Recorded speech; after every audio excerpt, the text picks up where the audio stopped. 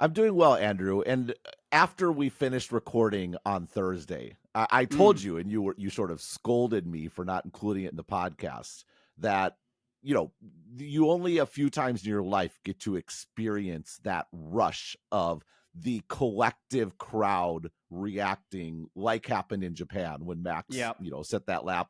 A nice thing to call back to, because Red Bull may never finish first in a race for the rest of Max's career. Short-lived reign for you Yeah, and Max this year. Yep. But I was thinking about that today while watching the Masters. And of course, I got to watch sort of towards the end. So I missed a lot of the roller coaster. And one of the, time zone problems, Sunday afternoon sports are always a challenge in Asia. But the Masters, everyone talks and raves about the experience of going there. And it seems obvious the experience is dramatically enhanced by virtue of the fact that there are no phones allowed. And what's interesting about the no phones allowed bit is we could talk about this and why this is great and why it particularly works at the Masters. There's such high demand for tickets that they control the market. So if you don't like it and you get kicked out, it doesn't matter. There's plenty of people willing to take your ticket, right? So they have others, yeah, right. Could the NBA enforce this in the regular season? No, because people just stay home. Like, screw you, right? The uniqueness and the exclusiveness of the experience is what makes this possible. And it's funny because you get this positive cycle where no phones makes the experience better, which makes the tickets even more desirable, which gives them more leeway to enforce the no phones policy. Right. But it's all part of the mystique. That's what you're paying for at the end of the day.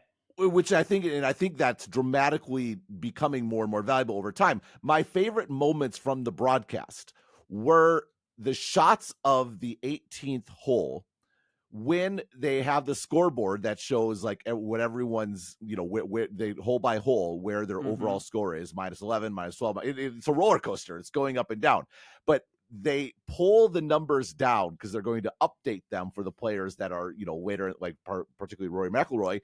And so everyone knows we're about to find out what's happening. Yeah.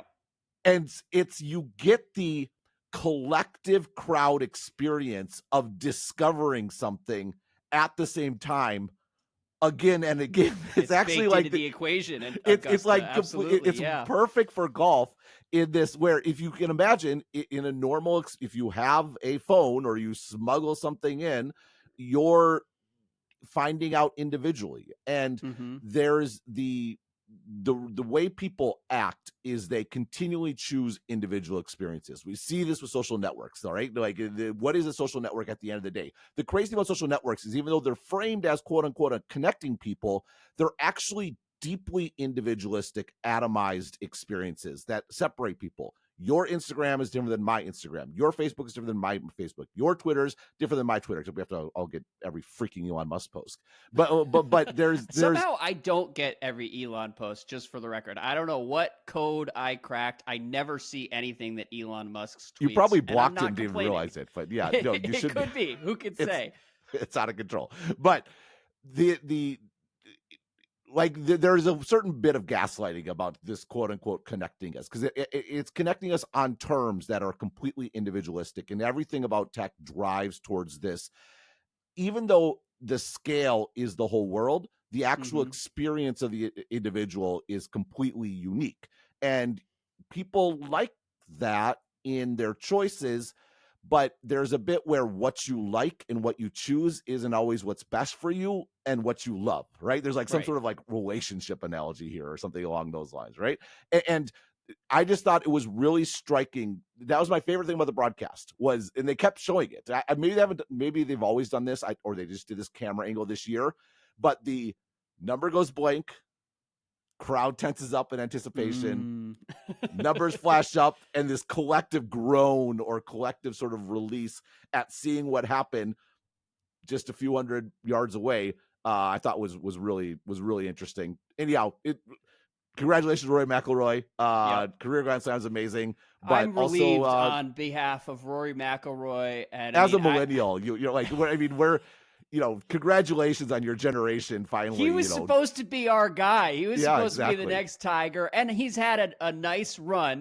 No question about that. But I was rooting for him at the beginning of the day. Well, the part when he won at the end, and he had so much gray hair, it's like, Wait, this is the guy that was promised, right? Like the next Tiger, and it's like, oh, I'm glad he scraped through to get his career Grand Slam. Listen, Ben, I've got a few gray hairs myself. Nothing wrong with that. But Rory, he continued to like self-sabotage throughout the 18 holes today. So I know, just it was really, amazing. really stressful as someone who was rooting for him. And I feel a kinship with Rory. I've got some Irish blood in me. So great to see him get it done at the end, and great take on the Masters generally. I feel like whoever's running the Masters, they have to be on touch grass Rushmore because of the policy and how I think that could be a touch grass enforced. Rushmore because it's a golf tournament, which is literally about grass. You're but touching, yes, beyond exactly. that, yes. Literally and figuratively. They're literally saying, put your effing phone in this bag and go touch grass for the next 12 hours and, and get your money's worth. If we see you with a phone, we're not just going to tell you to take it away. We are kicking you out of the course, and you lose your done. tickets for the weekend. Yeah, absolutely. That's the kind of enforcement we need in the future.